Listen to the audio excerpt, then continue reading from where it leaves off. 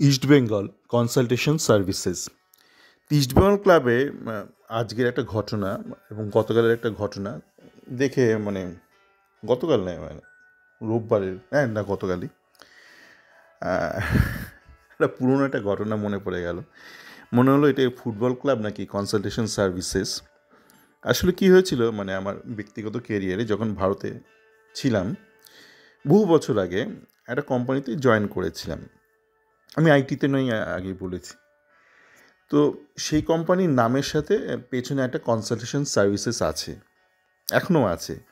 এরকম আপনার প্রচুর কোম্পানিতে দেখবেন যার নামের পেছনে একটা কনসালটেশন বা এরকম কিছু একটা থাকে, বা কনসালটেন্সিও থাকে। তো যাকে সেই কোম্পানিতে জয়েন করার পর যে যেটা সিনিয়র ছিল বা আমার যে রিপোর্টিং ম্যানেজার, সে বলছিল যে আমাদের কোম্পানিতে নামে কনসালটেশন সার্ভিসেস কেন বলতো।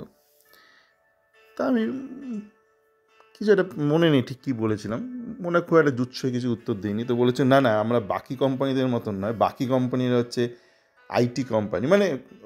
সেই কোম্পানিটা অনেক কাজকর্মই করতো, আইটি নন আইটি। তো সে বলেছিল না, বাকিরা শুধু আইটি করে, আমরা একটু জ্ঞানও দিই, আমরা শুধু 5 ফরমাস খাটি না, আমরা জ্ঞানটাও দিই, কী 5 ফরমাস আমরা খাটবো। পরবর্তীকালে অবশ্যই অচিরেই জানতে পেরেছিলাম সমস্ত এই ধাঁচের কোম্পানি একই কাজ করে, নামটা যাই হোক, হোয়াটস ইন আ নেম। যাকে এবার ইস্টবেঙ্গলের কথায় আসি। আজকে দেখলাম আজকালে একটা আর্টিকেল লেখা হয়েছে, সেখানে আমাদের যে বরেণ্য কোচ বিনোবাবু, উনি একটা ক্ষোভ প্রকাশ করেছেন যে ওনাকে নাকি অনেকে সোশ্যাল মিডিয়াতে একদম ডাইরেক্টলি নাকি মেসেজ পাঠায় এবং এটা ওটা অনেক অভিযোগ করেন। উনি নাকি প্রাদেশিকতা করেন খুব, বাঙালি প্লেয়ারদেরকে নাকি উনি বঞ্চনা করেন বাঙালি প্লেয়ারদের সাথে। তো উনি বললেন যে উনি আর্থিক কারণেই কেরালা থেকে প্লেয়ার নিয়ে এসছেন বিগত কয়েক বছর, কেননা ওনার কথা শুনে নাকি একদম সবাই কম পয়সায় খেলতে রাজি হয়ে যায়।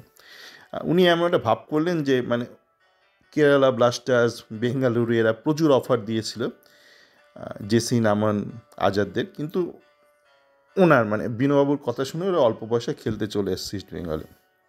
খুব ভালো কথা। উনি আরও একটা দাবি করলেন যে উনি নাকি সায়ন ব্যানার্জি আর শ্যামল বেস্টার কেরিয়ারের উত্থানের পেছনে ওনার একটা বিশাল বড় একটা অবদান আছে, ট্রায়াল করে নেওয়া হয়েছে সায়ন আর শ্যামলদের। তো এই বিষয়টা বলে দিই, সায়নকে কিন্তু ট্রায়াল করে নেওয়া হয়নি। সায়ন যেই বছর ইস্টবেঙ্গলে জয়েন করেছিল ওই ঠিক সামার উইন্ডোর ক্লোজারের আগেই জয়েন করেছিল। সেই বছর ও কিন্তু কালীঘাট এমএসের হয়ে খেলেছিল কলকাতা ফুটবল লিগটা, মনে করার চেষ্টা করুন। উইং দিয়ে ভালোই খেলছিল এবং যেই কলকাতা ফুটবল লিগটা শেষের পূর্বে যখন ওই শুরু হলো সামার ইউনিটটা শেষের মুখে ওকে কিন্তু ইস্টবেঙ্গল নিয়ে আসা হলো। অজিত ব্যানার্জির একটা বড় হাত আছে, এখানে কোনো ট্রায়ালের ঘটনা নেই। শ্যামলকে অবশ্যই ট্রায়াল করা হয়েছিল, কিন্তু শ্যামলের ঘটনাটা একটু মজার ঘটনা। এই আপনারা দেখছেন যে থাম্বনেলে আমি 3জনের ছবি দিয়েছি। 3জনের উত্থানের পেছনে কিছুটা হলো আমার চ্যাট ফোরামে কিন্তু অবদান আছে। কেন আমি অতীতে উল্লেখ করেছি, এখন আর একবার উল্লেখ করি। 3জনকে আমি দেখেছিলাম, ভারতে তো আমি একাধিকবার বিগত কয়েক বছরে গেছি ভ্রমণে, ব্যক্তিগত কারণে বেশিরভাগটাই অবশ্যই। এবং 3জনকে 3বার আমি আলাদা করে দেখেছিলাম এবং তাদের নিয়ে আলাদা করে বারবার করে আমার চ্যাট ফোরামে বলেছিলাম। যখন এই চ্যাট ফোরামে বলেছিলাম তখন কিন্তু ইস্টবেঙ্গলে যারা অ্যাক্টিভ ইউটিউবার আছে, যারা শুধু ইস্টবেঙ্গল রিলেটেড কন্টেন্ট বানায়, যেটা তাদের এক প্রকার পেশা, আমার পেশা নয়, আমি তো বিদেশে বহুদিন ধরে আছি। তো যাদের এটা এক প্রকার পেশা বা একটা বাড়তি একটা রোজগারের উপায়, এবং যারা অনেকেই জানেন আপনারা, তারা এজেন্টের সাথে কাজকর্ম করে, তো তারা কিন্তু এই 3টে প্লেয়ারকে নিয়ে, দেবজিৎ রায়, শ্যামল বেস্টা, তন্ময় দাস, এদেরকে নিয়ে কোনো রকম আলোচনাই করেনি। আমি মনে করিয়ে দিই, তারপরেই বর্তমানে আবার আসছি কনসালটেশন সার্ভিসেস কেন বললাম। প্রথমত শ্যামল বেস্টা কে আমি প্রথম দেখেছিলাম আরএফডিএল একটা ম্যাচে। একটা শ্যামলা ছিপছিপে ছেলে, কিছুটা আত্মবিশ্বাসের অভাব ছিল প্রথম কয়েকটা ম্যাচ। আমি তখন গাড়ি নিয়ে যেতাম, আপনার ব্যারাকপুর হোক বা কল্যাণী, নৈহাটি, এই 3টে ভেন্যুতেই হচ্ছিল আরএফডিএল।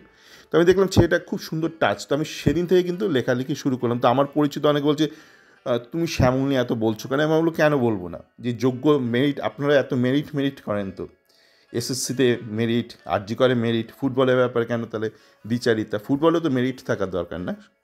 মেরিট ভিত্তিতেই তো আপনার কাউকে অ্যাপ্রেজাল করা উচিত। তো তখন বারবার লিখতে এমন একটা সময় এমন হলো যে মানে শ্যামল ওয়েস্টের ম্যান অফ দ্য ম্যাচ হচ্ছে, কিন্তু গুণনাচ গুইতে এদের ছবি ছাপা হচ্ছে বা এদের নাম দেওয়া হচ্ছে। আমি সে খুঁজে ওই স্ক্রিনশট বার করতাম, মানে ছবি কোথায় শ্যামল ওয়েস্টের man of the match declare হয়েছে।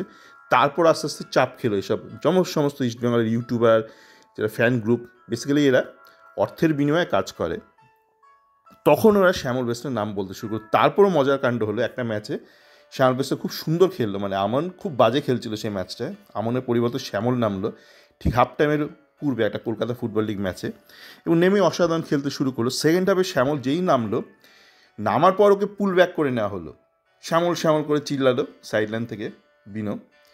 তারপর ওই কলকাতা ফুটবল লিগে ওকে নামানোই হয়নি। তারপর অনেক দিন আমরা দেখেছি বিভিন্ন ছোটোখাটো টুর্নামেন্টও শ্যামলকে নামাচ্ছে না। তো এক প্রকার মানে এমন একটা করেছিল, মানে অশ্বত্থামার মতো করে দেওয়া হয়েছিল, যে অশ্বত্থামা না, একলব্যর মতো, তুমি তোমার বুড়ো আঙুলটা কেটে দাও। বা কর্ণর কাছে এমন গিয়েছিল কুন্তি, যে তুমি লড়ো না, আমার আরেক ছেলে অর্জুন আছে। তো আমানকে তখন একটা মানে একটা প্রস্তুতি নেওয়া হয়েছিল, আমানকে যদি কোনো মতে ওপরে ঠেলে দেওয়া যায়, শ্যামল যাতে কম্পিট না করতে পারে।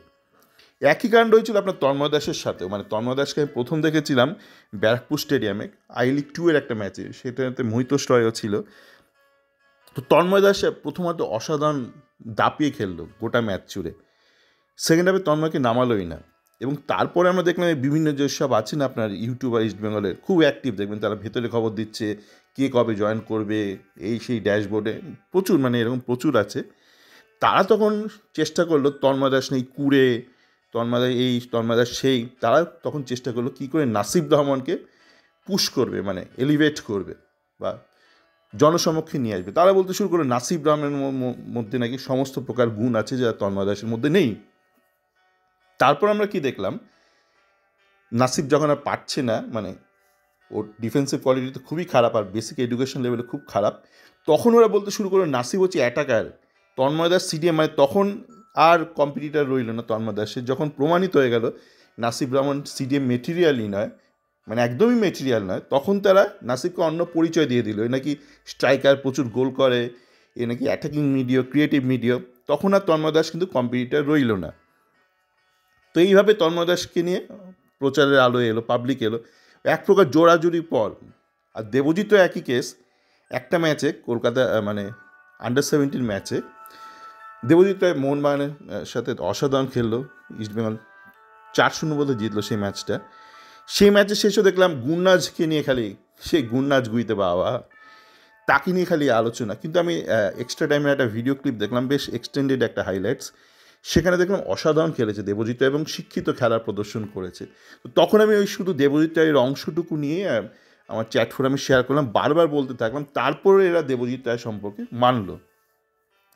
তো যাকে এরকম অনেক উদাহরণ আছে, তাই হাসি পায় যখন কেউ বলে আমি সায়ন ব্যানার্জি আর শ্যামল বেসরার উত্থানের পেছনে বিশাল বড় অবদান রেখেছি। হাসি পায়। কনসোলেশন সার্ভিসেস কেন বললাম, সেদিন দেখলাম ম্যাচ শেষে প্রথমত যারা বিনো ভক্ত তাদের তো চূড়ান্ত বেইজ্জতি করলো বিনো, কেননা বিনো যারা ভক্ত, মানে এইসব ইউটিউবার যারা অর্থের বিনিময়ে, বা অনেকে নির্বোধ, মানে সবাই যে অর্থের বিনিময়ে তা নয়, মানে এটা আবার ভুল ধারণা, অনেকে আছে নির্বোধ, অনেকে এরকম প্রচুর বাঙালি আছে যারা ব্যাঙ্গালোরে আছে আইটি কোম্পানিতে, যারা হয়তো যোগ্যতা অনুসারে যদি আজ থেকে মানে তাড়াতাড়ি জন্মের 10-20 বছর আগে জন্মাতো, তারা তো লোয়ার ডিভিশন ক্লার্কের কাজ করতো, মানে কেরানির কাজ করতো। হঠাৎ করে আইটির কল্যাণে তারা হয়তো হাতে দুটো কাঁচা টাকা পেয়ে গেছে, নিজেদের খুব ইন্টেলেকচুয়াল ভাবছে, বেসিক্যালি মাথা মোটা গোছের প্রচুর বাঙালি আছে, এবং তারা অনেকে ভাবে বাংলাতে কিছু হবে না, মানে বাংলায় যাই সব কিছু খারাপ, মানে তাদের ওই মানে তারা জাস্ট বাংলাটা পেরিয়ে হয়তো হায়দ্রাবাদে গেছে বা গুরগাঁওতে, ব্যাঙ্গালোর ওখানে বসে গেছে, ওই কোডিং করছে খুব নিম্নমানের। দেখুন আইটিতে বিভিন্ন ধরনের কাজও হয়, আমার পরিচিত অনেক বুদ্ধিমান আইটির লোকও আছে, এরা হচ্ছে নিম্ন শ্রেণীর, মানে সরকারি কেরানি না হয়ে এরা আইটি কেরানি হয়ে গেছে। তো যাকে যেটা ঘটনা সেটা হচ্ছে যে বিনোবাবু বললেন যে ইস্টবেঙ্গলে যে প্লেয়াররা রয়েছে যাদেরকে উনি নিয়ে এসছেন ঘটা করে কেরালা থেকে, ট্রাক ভর্তি করে নিয়েছেন, truck load of K garbage, আমরা বলি আমাদের চ্যাট ফোরামে truck load of K garbage, তাদেরকে নাকি এই মুহূর্তে আইএসএলে পাঠানো যাবে না। তিনি বললেন পরিষ্কার অন ভিডিওতে বললেন যে এরা যোগ্য নয়, এরা আই লিগ 3-2-1 যোগ্য। কিন্তু আপনারা যারা মূর্খ বা আপনারা যারা অর্থের বিনিময়ে এই কাজগুলো করে আসছিলেন, যোগ্য বাঙালি প্লেয়ারদেরকে বঞ্চনা করছিলেন বাঙালির সাথে, এবং অযোগ্য কেরালার ছেলেদেরকে আপনারা তুলে ধরছিলেন, হইচই করছিলেন। আপনারা বলে আসছিলেন যে জেসিন এখন আইএসএল রেডি। অর্চিষ্মান বাবু নিজেই বলেছিলেন, বিনোবাবু রোজ তো বলছিলেন, কয়েকদিন আগে পর্যন্ত বলছিলেন এরা সব আইএসএল রেডি, এদেরকে আইএসএল এখন না খেলে আর কবে খেলবে। আপনারাও বলছিলেন কেন আমানকে আইএসএলে নামানো হচ্ছে না, কেন বিষ্ণুকে আইএসএলে আরও খেলানো হচ্ছে না। তো আপনাদের মুখে না একদম চুনকালি লাগিয়ে দিয়ে উনি নিজেই আপনাদের যে প্রভু, উনি নিজেই বলে দিলেন যে এরা এই মতো আইএসএলের যোগ্য নয়।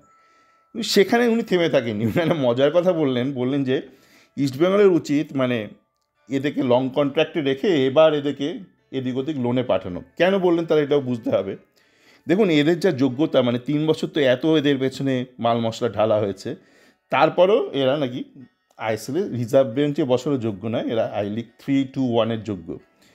তা এদের মধ্যে অনেকেই আছে যারা কলকাতা ফুটবল লিগ খেলারও যোগ্য নয়। তো এদেরকে আপনি মুহূর্তে যদি রিলিজ করেন, এদেরকে ওই কেরালাতে একটা হয়েছে না, বেটিং কোম্পানি স্পন্সর করছে একটা লিগ, একটা মশালা লিগ, ওই লিগ ছাড়া এদের কোনো গতি নেই। আর আই লিগে কেউ নিলে হয়তো 6 মাসের একটা ছোটো কন্ট্রাক্ট দেবে বা 1 বছরের কন্ট্রাক্ট দেবে, তারপর আর তারা হারিয়ে যাবে। তাদেরকে আর কেউ যোগ্যতার ভিত্তিতে তাদের আর কেউ কিন্তু দ্বিতীয় কোনো কন্ট্রাক্ট দেবে না, এক্সটেনশন তো দেবেই না, নতুন কোনো ক্লাবও নেবে না। তো ইস্টবেঙ্গল যদি এদের একটা ধরুন 3 বছরের কন্ট্রাক্ট দিয়ে দেয়, তাহলে তো এদের কোনো হেডেক রইল না। যেটা আইটি কোম্পানিতে হয়, সার্ভিসেস কোম্পানি, আপনি ধরুন ফুল টাইম এমপ্লয়ি, এবার আপনাকে কোম্পানি থেকে 3 মাসের প্রজেক্ট কি 6 মাসের প্রজেক্ট কি অনসাইট অফশোর মিলে কোম্পানির হেডেক, আপনি যে আইটি কোম্পানিতে চাকরি করেন তার হেডেক যে আপনাকে বেঞ্চে রাখলো নাকি প্রজেক্টে দিল, খুব বেশি হলে লাথি মেরে দাঁড়িয়ে দেবে, যেটা হয়েছে বেশ আইটির ইতিহাসে খুবই হয়েছে। কিন্তু হেডেকটা ইস্টবেঙ্গল ক্লাব, তার সাথে আরও কি যোগ হবে না, একটা ছোটো একটা ক্লাব আই লিগ 3 কোনো একটা গুজরাটের ক্লাব, তার কন্ট্রাক্টে খুব বেসিক টার্মস থাকবে, হেলথ ইন্স্যুরেন্স বা ইনজুরি আপনি রিকভার করবেন তার চিকিৎসা খরচ। কিন্তু ইস্টবেঙ্গল ক্লাব যদি একটা কন্ট্রাক্ট করে, ইস্টবেঙ্গল তার বেসিক একটা কন্ট্রাক্টের একটা ফরম্যাট আছে, তো ওই ভালো ভালো জিনিসগুলো থাকবে। ধরুন আপনার চোট লাগলো, সেক্ষেত্রে আপনার চোটের আপনার রিহ্যাব, আপনার সার্জারি, তো একটা ছত্রছায়া থাকলেন, একটা আমব্রেলাতে থাকলেন। আর ইস্টবেঙ্গল ক্লাবের হেডেক হচ্ছে এইসব জঞ্জাল, টেকনিক্যাল জঞ্জাল, মালদের এদিক ওদিক কোথাও 3 মাসের জন্য পাঠাও, তারপর লাথি মারবে আবার, যেরকম হয় সার্ভিসেস কোম্পানি, না আইটি কোম্পানি নাকি সার্ভিসেস, না নাম যেটা বলছিলাম শুরুতে, যে সবাই মোটামুটি এক মডেলই কাজ করে, কিন্তু কেউ করার হচ্ছে নিজেকে কনসালটেন্সি সার্ভিসেস আমরা বলতে ভালোবাসে। ঘটনা হচ্ছে সবাই এক প্রকার কাজ করে, ওরকম নয়, একদিকে আপনার সার্ভিসেস কোম্পানি, একদিকে আপনার product company, product IT non IT দুটোই হতে পারে। যাকে আলোচনাটা আপাতত এখানেই থাকুক, সবাই ভালো থাকবেন।